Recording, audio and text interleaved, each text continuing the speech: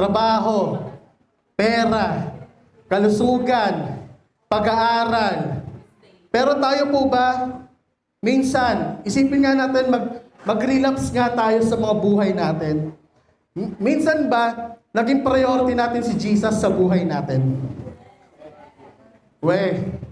Yung totoo. Joke lang. So, make Jesus your priority. Kahit busy ka sa trabaho, i-priority natin si Jesus. Paano natin siya mapapriority? Paano natin masasabing inuuna natin si Jesus palagi sa buhay natin? So, iikot yung storya natin sa napakabilis na Luke chapter 10, verse 38 to 42. Basahin ko muna, verse 38, Now it happened, as they went, that he entered a certain village, and a certain woman named Martha welcomed him into her house. Verse 39, And she had a sister called Mary, who also sat at Jesus' feet and heard his word. 40, But Martha was distracted with much serving. And she approached him and said, Lord, do you not care that my sister has left me to serve me alone?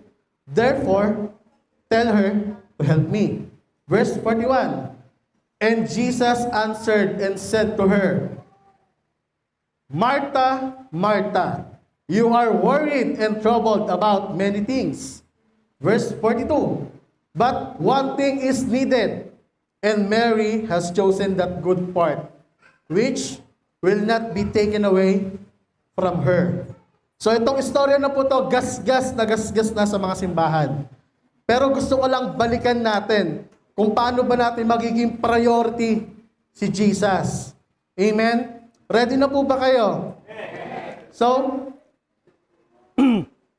itong istorya po na ito ay katatapos lamang po ni Jesus na ipadala yung 72 or 71 na mga disciple ni Jesus. Pag sinabing disciple, believer ka, estudyante ka. So lahat tayo believer, lahat tayo naniniwala kay Jesus, lahat tayo mag-aaral ni Jesus, kaya lahat tayo ay disciple. So pinakalat ni Jesus yung mga disciple niya, yung mga naniniwala sa kanya para i-share sa iba't ibang lugar yung mabuting balita patungkol din kay Jesus. So ito, dumating na, and when it happened, Jesus, referring to he, entered in Bethany. So nandun na si Jesus sa Bethany dahil dun po nakatira si Martha, Mary, at si Lazarus. Sabi dito, a certain woman named Martha welcomed him into her house. So hindi lamang po siya winelcome ni Martha, kundi si Martha mismo ang nag-invite kay Jesus para pumunta sa kanilang bahay. Verse 39, And she had a sister called Mary, who also sat at Jesus' feet and heard his word. So meron din siyang kapatid, umupo sa paanan ni Jesus, nagpahinga, nakinig ng mga salita ni Jesus. Verse 40, But Martha was distracted with much serving. So si Martha, sobrang distracted, sobrang aligaga, sobrang busy. Ngayon, yung picture natin, ibalik natin sa first century. Mga panahon hindi pa uso ang TV, ang gadget, ang cellphone, ang social media. Saan kaya sobrang busy si Martha nung mga panahon na yan? Busy siya maglinis ng bahay, wala namang vacuum. Busy magluto. Isipin nyo ha, kahit wala pa ng mga bagay na nung panahon na yan, saan siya busy? Busy siya mag-social media.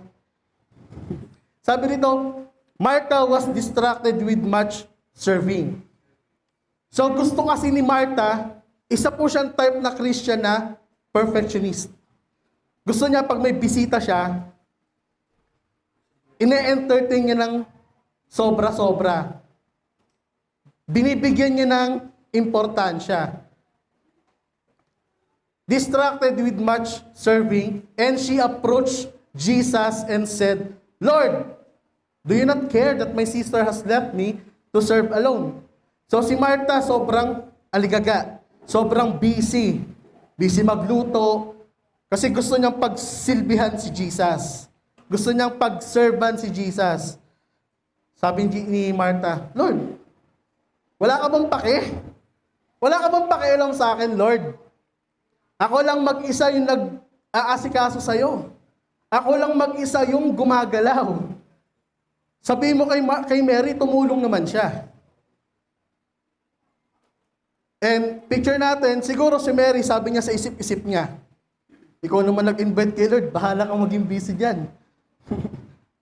Wala. Sabi rito, and Jesus said to her, Martha, Martha, you are worried and troubled about many things.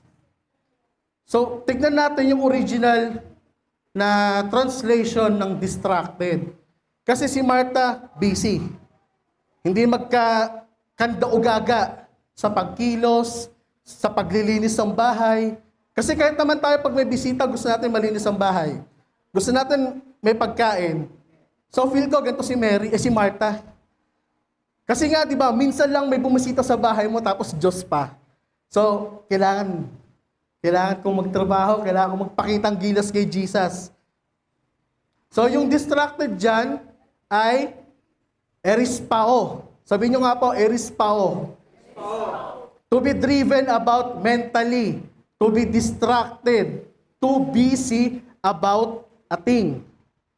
So tayo, sa panahon natin ngayon, madalas tayong distracted sa buhay natin, lalo sa church. Amen? Sino-sino mga distracted dito pag nasa church? Kuya, hindi kami distracted, nakaupo lang kami. Pero ang ibig sabihin ng erispao, to be driven about mentally. You are distracted mentally. Nasa church nga tayo, nakikinig nga tayo, pero yung isip natin, distracted. Distracted saan? Distracted sa mga bills ko mamaya, distracted sa kakainin ko mamaya, distracted. Alam niyo, yung isip natin, lumilipad na naman ang isip ko. Di ba? Kahit nasa church tayo, nakikinig, pero yung utak natin, we are too much distracted mentally. To be distracted, to be busy about a thing. So, ganito si Martha. Hindi lang po siya physically distracted, mentally distracted pa siya. And sabi rito, you are worried and troubled. Masyado kang nag-aalala. Masyado kang aligaga. Sabi ni Jesus kay Martha. Next. But one thing is needed, and Mary has chosen that good part which will not be taken away from her. Sabi ni Jesus, Martha, sobrang busy ka. Martha, sobrang aligaga ka. Pero si Mary, pinili niya yung isang part na hindi makukuha sa kanya. Mas pinili ni Mary na maging relax kaysa maging busy. Ano ba yung pinili ni Mary? Balikan natin yung verse 39. Sabi rito, and she had a sister called Mary who also sat at Jesus' feet and heard His word.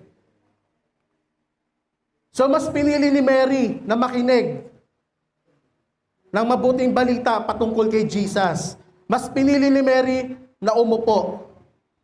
Kaya sabi ni Mary, bahala ka dyan, ikaw nag-invite kay Lord eh. Makikinig lang ako dito. Pagsilbihan mo na lang kami. Amen? So ito po ay uri ng mga Christian. Take note po si Martha po, believer, naniniwala kay Jesus. Kasi ang approach niya nga Lord. Ito yung types ng Christian na meron tayo. Hindi lang sa simbahang ito, kundi sa maraming klaseng simbahan pa. Aminin man natin sa hindi. Maraming Christian ang distracted sa buhay. Maraming Christian ang distracted kung paano nila i-bless yung sarili nila. Pero si Mary pinili niyang maupo sa paanan ni Jesus at makinig ng mabuting balita patungkol kay Jesus, which will not be taken away from her. So tayo, habang tayo nakikinig ng gospel, habang tayo nakikinig ng mabuting balita patungkol kay Jesus, ano ba yung nakuha natin doon? Ano ba yung pinaniniwalaan natin? Di ba yung death, burial, and resurrection ni Jesus? Once na pinaniwalaan natin yon, hindi na yun makukuha sa atin eh. Hindi na yun maaalis sa atin. Kahit saan tayo mapunta, kahit anong gospel pang marinig natin, kung nakatalim sa isip natin, yung tinapos sa gawa ni Jesus, hindi na tayo mapepeke ng ibang Jesus kulong kung alam natin kung sino ba si Jesus na meron tayo. Amen? Si Mary piniling maupo at makinig kay Jesus. So naniniwala ako na ganyan tayong lahat.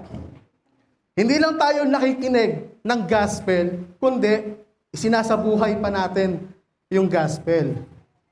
Amen? Sabi dito, Mary has chosen the good part. Mas pinili ni Mary na makinig. Tayo, bukod sa pinipili natin makinig ng gospel, dapat piliin din nating i-share yung gospel. Amen?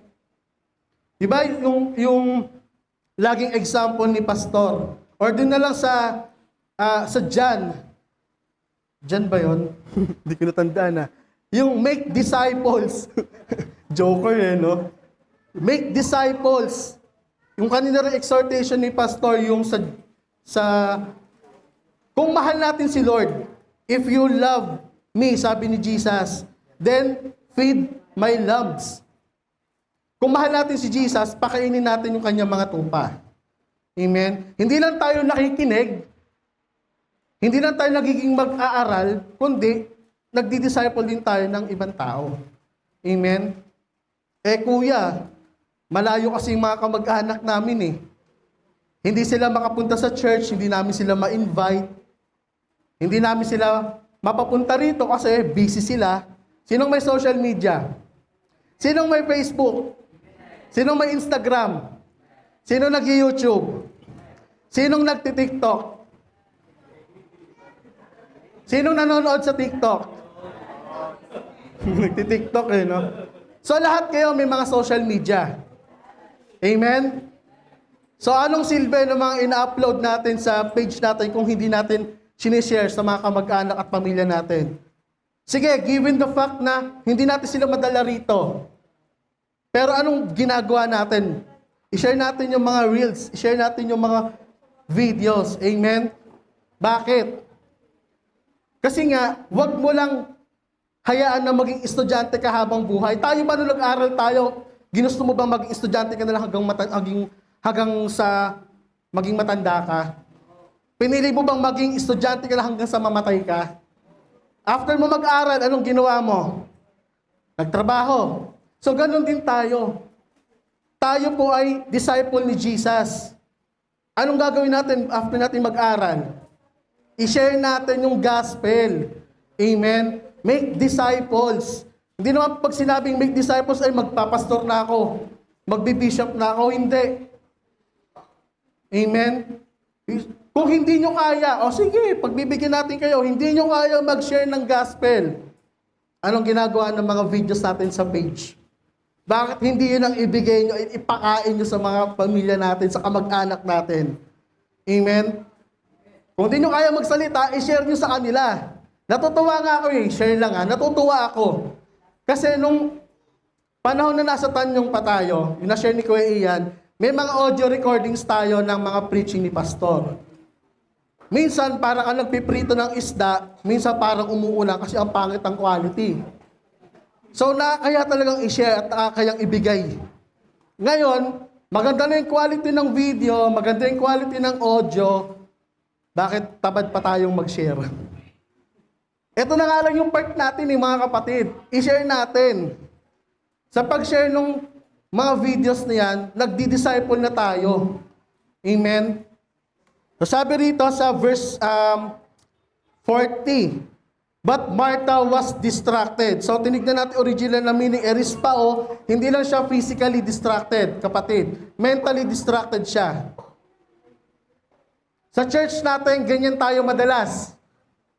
Hindi ka man distracted sa mga katabi mo, yung iba nadidistract sa'yo kasi maingay ka. Yung iba nadidistract kasi may naririnig na, ay, sorry. Diba? Dapat hindi tayo maging distracted. Dapat we are at rest. Amen. Kaya nga tayo nasa church para mag-aral ng salita ng Diyos, para matuto, para makakuha ng revelation, para ma-share natin sa ibang tao, para mapag-disciple tayo sa ibang tao. Amen. Alisin natin yung mga distraction natin sa buhay. Pag nasa church, i-clear natin yung utak natin.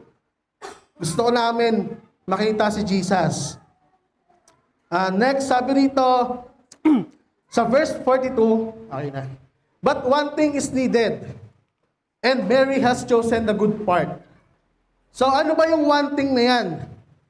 Yung gospel. Sabi rito sa Psalms chapter 27, verse 4, one thing I have desired of the Lord, that I will seek, that I may dwell in the house of the Lord all the days of my life, to behold the beauty of the Lord. Sabi rito, isa lang yung dinidesire ng puso ko. So, sinulat po ito ni David. Sabi niya sa kanta niya, isa lang yung dinidesire ng puso ko. Ang makita at yung dwell ay manahan o tumira sa tahanan ng Diyos sa buong buhay ko at makita ang kagandahan, kaluwalhatian ng Diyos. Sa panahon natin ngayon, hindi natin kailangan tumira sa tahanan ng Diyos. Amen? Kasi nung tayo ay naniwala sa death, burial, and resurrection ni Jesus, yung katawan natin, ito na po yung templo ng, di nyo alam, templo siya ng banal na spirito. Amen? So sabi rito, that I may dwell. Tinignan ko po siya sa original translation, ang ibig sabihin niya po ay yashab. Sit down, to remain, or to stay. So sabi ni David, ito yung pinaka-desire ng puso ko, ang umupo at manatili sa paanan ni Jesus. Maupo, manatili sa biyaya ni Jesus. Amen? So ito yung pinili ni Mary. Over sa mga distraction na nakikita niya sa paligid niya, over sa distraction na ginagawa ng kapatid niya, mas pinili niyang mag-stay dun sa biyaya ni Jesus na meron siya. So dapat ganun din tayo. Kahit may mga work tayo, kahit makapaka-busy natin, huwag nating kalilimutang gawing priority si Jesus sa buhay natin. Amen? Bakit? Yung trabaho mo, saan galing? Kay Jesus yan. Yung pagpapala mo, saan galing? Kay Jesus yan. Yung kagalingan mo, saan galing? Kay Jesus pa rin yan. Yung kaligtasan mo, saan galing? Kay Jesus pa rin yan. Amen? Doon lahat tayo may mga priorities sa buhay, pero wag nating, alam niyo yun, wag nating isasangkala lahat ng priority natin at isasawalang bahala na lang si Jesus eh. Amen? Next. So sabi rito, yung pag-upo natin sa paanan ni Jesus, yung pakikinig natin sa salita patungkol kay Jesus ay nagpapakita ng acceptance to obey of what Jesus teach. To sit at the feet of Jesus implies readiness to accept and obey what Jesus teach. So yung pag-upo natin sa paanan ni Jesus, yung pakikinig natin ng gospel, ay pagpapakita ng kahandaan at tinatanggap natin yung mga aral patungkol kay Jesus. Amen? Accept and obey. Pag sinabing obey, isasabuhay natin kung ano yung mga revelation na natutunan natin. May sakit ka, anong gagawin mo? Mag-Holy Communion ka. Amen? Hindi mo alam kung anong ipagpe-pray mo, mag-pray in tongues ka. Amen? Ang ganda nung tinuro ni Pastor kagabi sa Pelais eh. When you pray in tongues, kapag tayo po ay nananalangin sa banal na spirito, tayo po ay nagpapasalamat sa Diyos. Kapag tayo ay nagpe-pray in tongues, kinakausap natin yung Diyos. Amen? So ito po yun. When we accept Jesus, tanggapin natin lahat ng mga ibinigay sa atin ni Jesus. I-obey natin kung ano ba yung gusto ni Jesus. Pray in tongues, Holy Communion, share the gospel. Amen? Siguro nga kung may social media nung panahon ni Jesus, sasabihin niya Kuya Ian, i-share mo yung reels. I-share mo yung reels kay Paul. I-share mo yung reels kay Luke. Kung panahon na may Facebook nung first century, sabi ni Lord, magmamay day ako, pakishare na lang ha. Diba? Sa panahon natin yung sobrang techy na tayo. Kahit yung mga ever stronger na hindi marunong mag-Facebook, nakakapag-share. Yung tatay ko nga hindi marunong mag-Android phone pero nakakapag-Facebook eh. Sabi ko mag-share ka naman ng video galing sa GCC. Sabi niya, hindi ko kasi alam eh. Eh, nanay ko pa nagturo, nanggigigil eh. Hindi ko alam kung nanggigigil siya dahil hindi alam ng tatay ko o nanggigigil siya kasi excited siyang ma-share. Saan ka doon, ma? Ang ibig kong sabihin, i-obey natin. Hindi naman yan yung 10 commandments sa kailangan mo ng ganito, kailangan mo ng ganito. Hindi. Ang sabi lang dyan, make a disciple. Amen? I-share natin, huwag na tayong tamarin. Mag-share na lang tayo, tamad pa. So paano pag sinabi ni Kuya, kada isang share may 50 pesos tayo, ilang share kaya gagawin natin? Mauna na ako, marami yung groups eh. Di ba? To sit at Jesus' feet implies submission to Jesus. Implies faith in who Jesus is. So yung pakikinig natin ng gospel, yung death, burial, and resurrection ni Jesus, ay naipapakita natin kung sino ba talaga si Jesus sa buhay natin, kapatid. At kung alam na natin kung sino si Jesus sa buhay natin, huwag mong ipagdamot sa pamilya mo. Amen? Kung mapapansin, paulit-ulit kami kasi nga, nakakatuwa eh. Nag-uusap kami ni Kuya last Sunday, ang ganda ng mga reels natin, ang ganda ng quality ng video. Lahat po ba naka-follow sa Gospel of Christ Church page, Facebook page? Lahat po ba? Taas ang kamay yung mga naka-follow. Taas. Sino ang may top fan badge? Sino ang may sharer badge? Una na ako, top fan badge, milestone badge, anniversary badge. So, isipin nyo, imagine lahat tayo nag-Facebook. Pero mabibilang ko lang sa daliri kung sino nag-share. Mabibilang ko lang sa daliri sino nagla-like. Bakit ayaw nyong i-share? Di ba yung church natin, di ba? I am not ashamed of the gospel of Christ. Dahil ito yung ating dunamis. Amen? Hindi nyo ma-imagine eh. Or hindi natin naiisip, sa pag-share natin na yon, may mga taong nakaka-capture. Amen? So, bago ko ituloy, may share lang ako sa nilalaro kong MMORPG na dati siyang Christian. Ngayon, ano na siya? Methodist. So, nung naglalaro kami, naka-Discord gaming kami. So, isa siyang application na pwede kayo mag-voice call. So, nag-start siyang magtanong kasi nga, nakakapag-share na ako ng mga videos natin sa page. Sabi sa akin, Tol, ano ko ba sa church nyo? May katungkulan ka ba? Ikaw, hindi naman. Sabi ko, bakit? Kasi nakikita doon yung mga shinare. Tapos sabi niya, dati na kasi akong Christian. Ikaw, ano nangyari? Kasi nung dati sa church namin, parang pili ko masyado kaming sakal. Masyado kaming pagod. Ba't ano bang ginagawa nyo? Kasi kailangan naming may quota daw sila eh. Na every month, dapat may madala sila. Every month, meron silang masharean. Sabi ko, sa isip-isip ko, wow, samantalang kami. Anong quota namin? Kumain every once a month pag may meeting. So, nasharean ko siya, kapatid. In-explain ko, pinakita ko yung mga reels ni Pastor. So, ini-invite ko siya. Doon ko lang nalaman na nasa Taiwan pala siya. So, paano siya may invite? So, ang sa akin lang is, ano bang tamang term doon? Hindi rason kung hindi natin, ano daw? Hindi rason na hindi natin kayang mag-share ng gospel. Kasi may pwede tayong mga platform na pwedeng gamitin eh. Buri mo sa akin, ano siya? MMORPG game. Nasi-share ko yung gospel ni Pastor. Nakikinig siya. Ang responsible, sige tol, pag uwi ko ng December sa Pinas, Kita tayo, bibisita ako dyan. So, sabi ko, Lord, sana matuloy yung pag-uwi niya. So, dapat tayo rin, kasi kapatid, Facebook, Instagram, YouTube, TikTok, ano pang mga platform ang meron tayo na pwede natin gamitin para ma-share natin yung gospel. Amen? To sit at Jesus' feet implies discipleship. So, hindi lang tayo basta naikinig ng salita ng Diyos. Nag-aaral pa tayo. Amen? So, sabi mo, kuya, alam na namin yan eh. Oo, alam ko, alam niyo na to. Halos majority na tinuturo na naririnig natin, may mga background na tayo. Pero ayaw ba natin na mas lumalim pa yung revelation natin doon?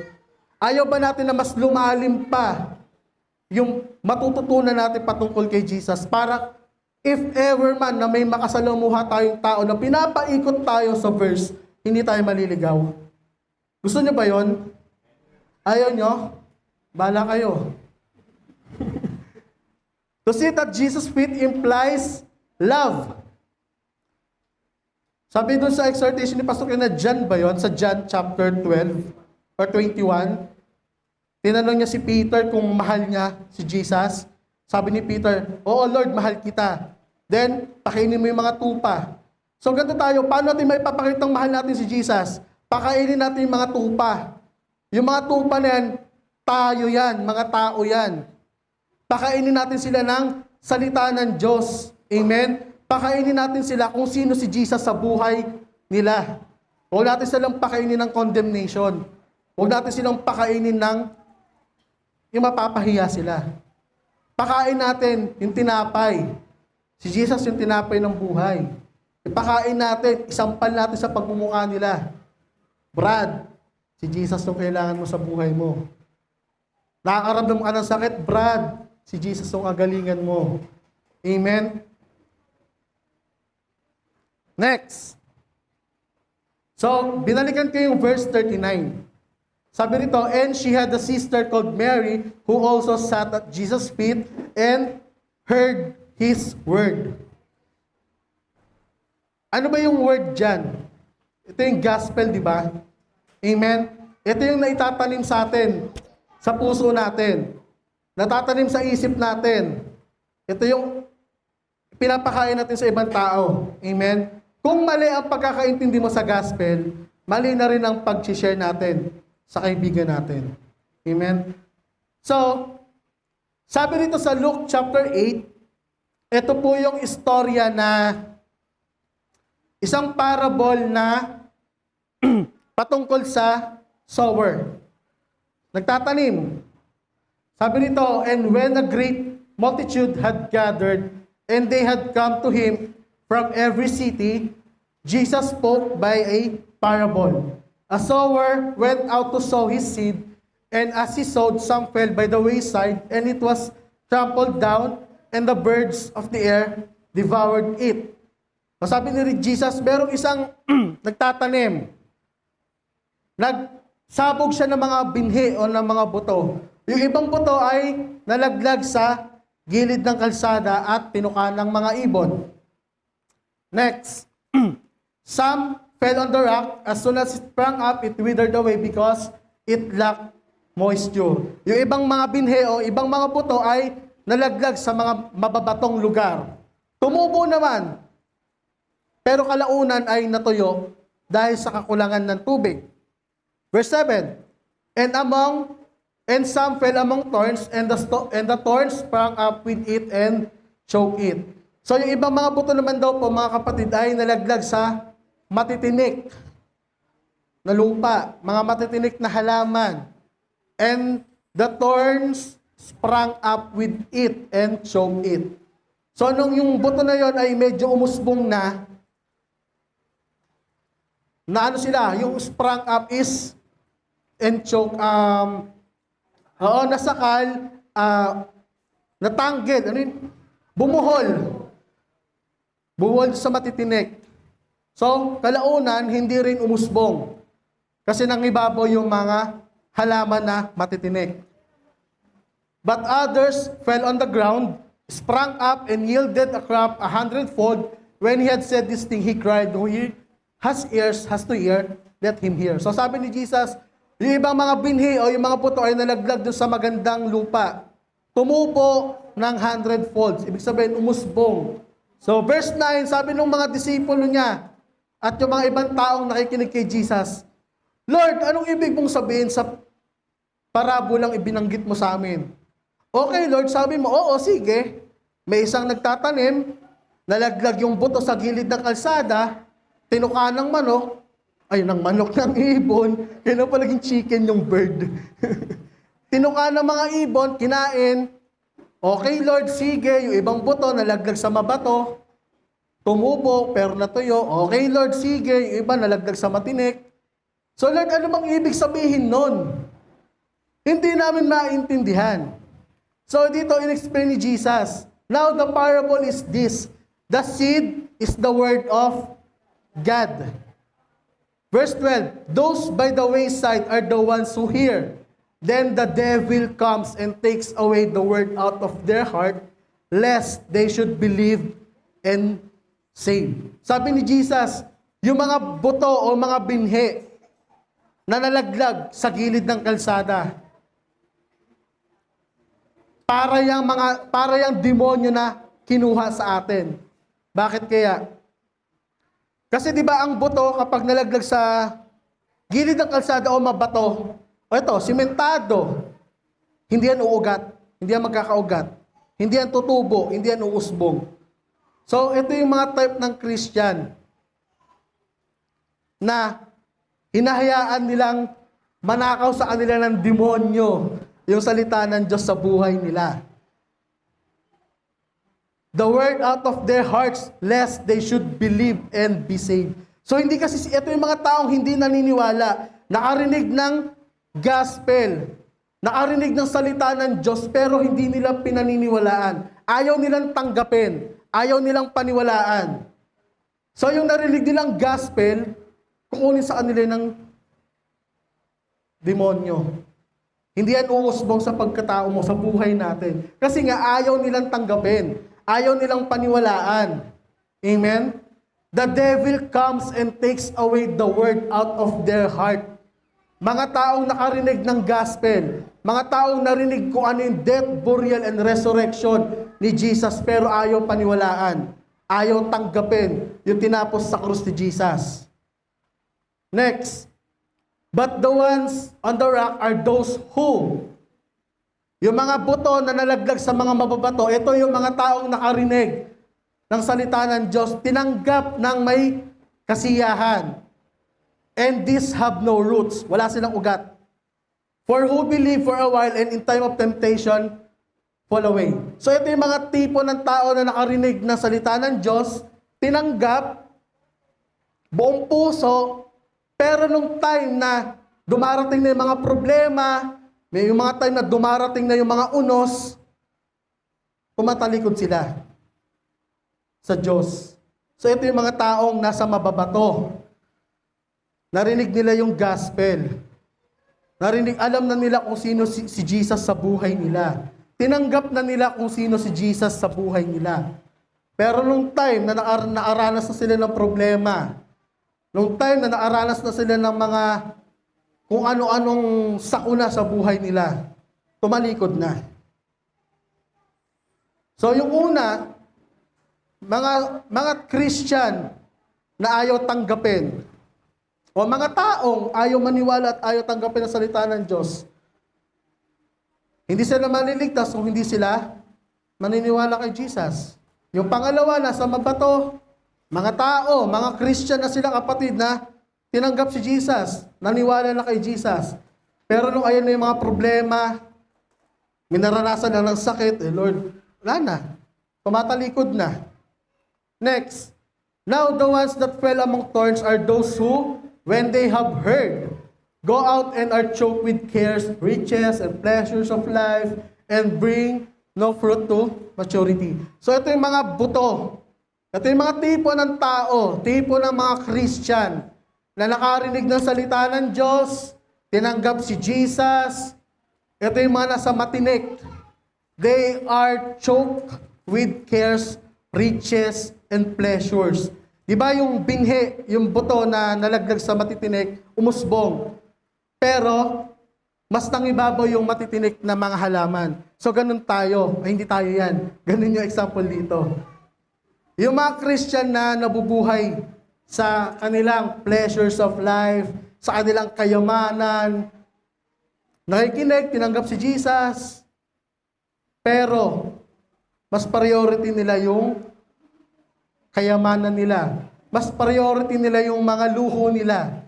Mas priority nila yung mga makamundong bagay kaysa kay Jesus. They are pleasures of life and bring no fruit to maturity. Kaya yung mga Christian hindi nagmamatured. Dahil nga, priorities in life, Jesus. Saan ba tayo dyan? Priorities natin itong mga to, tas ito si Jesus. Lord, sa last ka na. Ganun ba tayo? Hindi. Sure kayo. Sure kayo, ha? So, sabi rito, they are choked with cares. Kung babalikan natin yung story ni Martha, kapatid,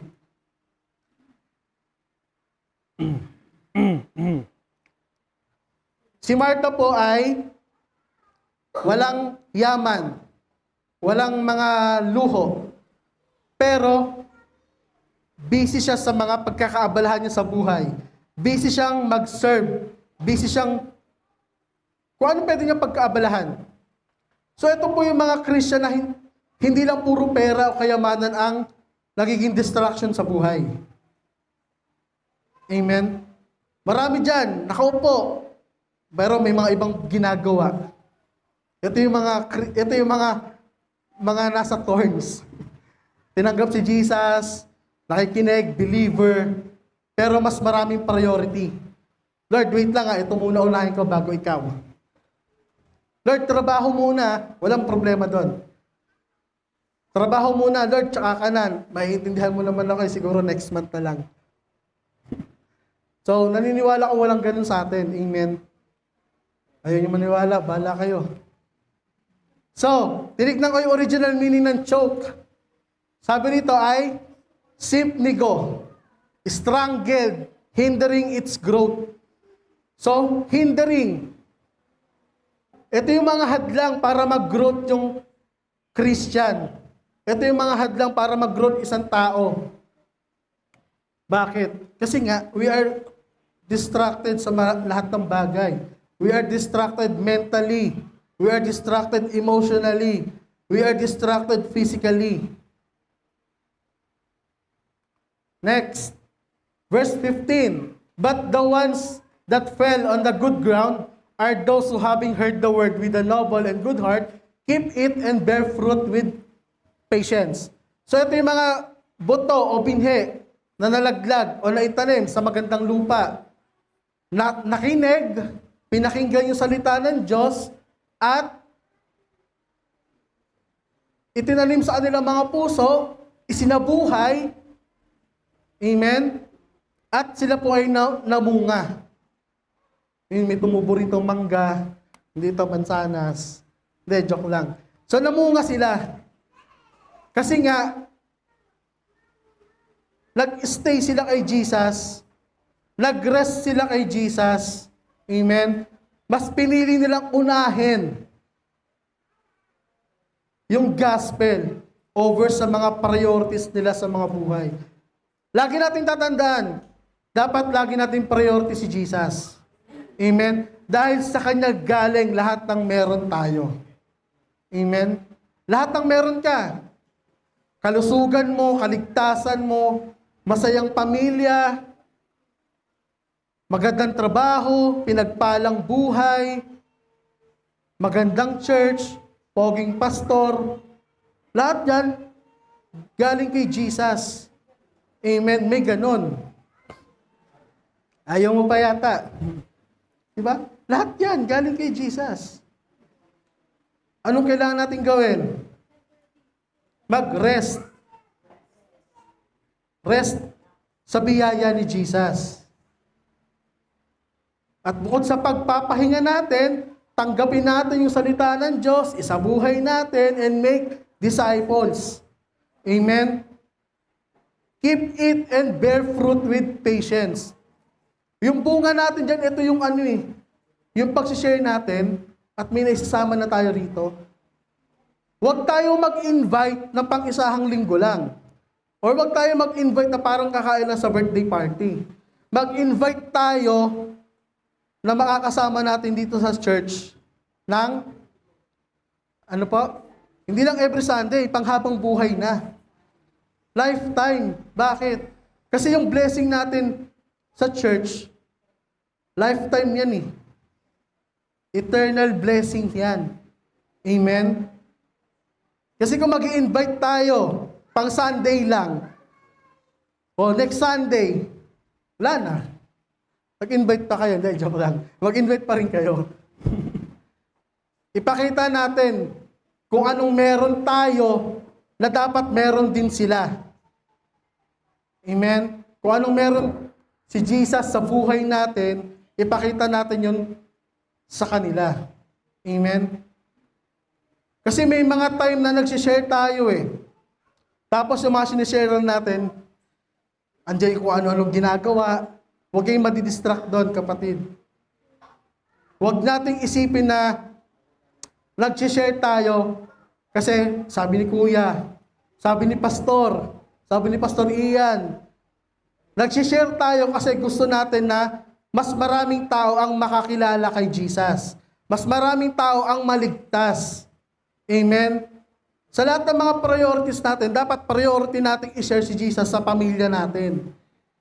Paulit-ulit tayo sa pamilya natin. Huwag mong hayaang ikaw lang yung pinagpala sa pamilya mo. Huwag mong hayaang ikaw lang yung malusog sa pamilya mo. Huwag mong hayaang ikaw lang yung may buhay na walang hanggan sa pamilya mo. Amen? Kasi kung ganun lang, kawawa sila. Hindi mo kaya mag-share. Ulitin natin. Hindi mo kaya mag-share ng gospel sa kaibigan mo, sa pamilya mo. May mga reels. Hayaan mo si pastor ang magsalita through sa mga reels natin. Amen? Huwag tayong mahiya. Stand firm kung anong pinaniniwalaan natin. Pagtibayin natin yung pananampalataya natin kay Jesus. Amen? Kasi kung tayo lelembot-lembot lang, tapos pag nag-share, nanginginig-ginig na. Sabi ng mga tao, ganyan ba talaga dyan?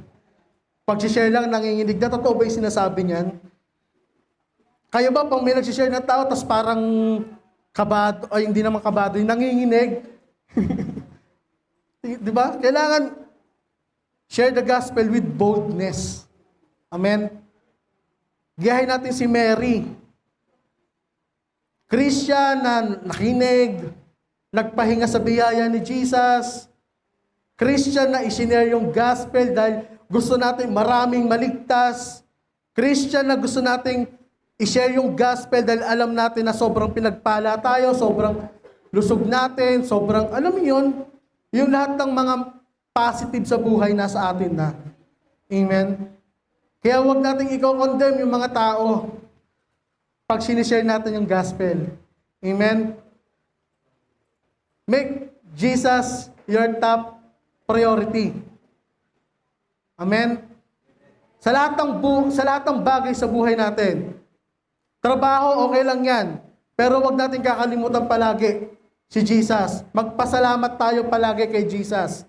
Amen? And again, kapag tayo po ay nagpe-pray in tongues, tayo po ay nakikipag-usap sa Diyos, tayo po ay nagpapasalamat sa Diyos, at dinedeklara natin yung lahat ng meron tayo sa Diyos. Amen? Amen? Amen. Sige po, tayo po ay mag-pray in tongues. Bukan natin yung mga Biblia natin, kapatid. Ureya shanda rikasaka darabasanda riyaya baba baba sukdala yanda rababa sakdala kanda riya baba shika barahande riya baba baba. Lord Jesus, maraming salamat muli sa umagang ito, Jesus, na ikaw lamang po yung top priority ng bawat isa na narito. Ikaw yung top priority ng mga GCC family dito sa lugar na to, na lahat ng blessing namin, Jesus, ay ibinigay mo na. Lahat ng kalusugan namin ay mararanasan namin na ang buhay namin ay pinagpala, buhay namin ay may malusog na pangangatawan, malakas na pangangatawan. At Lord, we thank you sa umagang ito na kami po ay mag-share ng gospel. Kami po ay magiging disciple mo, Jesus, at hindi kami mahihiyang ipakita sa lahat ng tao, hindi kami mahihiyang ipakita sa buong mundo kung sino ba si Jesus sa buhay ng bawat isa. Hindi kami matatakot, hindi kami mapapahiya na i-share yung gospel dahil ito yung kapangyarihan mo, Jesus, para mailigtas ang lahat ng tao. Lord, maraming salamat. Huria bashika dalasanda, ria kasunda lababahande, ria yababababa sanda labasik dalaba, ria kandaraba. Lord, maraming salamat sa lahat ng pagpapala, sa lahat ng karunungan, sa lahat ng katalinuhan, sa lahat ng trabahong maganda, sa pamilyang masaya, sa church na masaya, na ikaw lamang, Jesus, ang ipinapakita. At Lord, maraming salamat dahil patuloy na ikaw yung sentro ng buhay namin, sentro ng pamilya namin, sentro ng church namin, at wala kami ibang makita kundi lamang yung mayamang biyaya mo, Jesus, sa buhay namin. Lord, maraming salamat. In Jesus' name. Amen. Amen.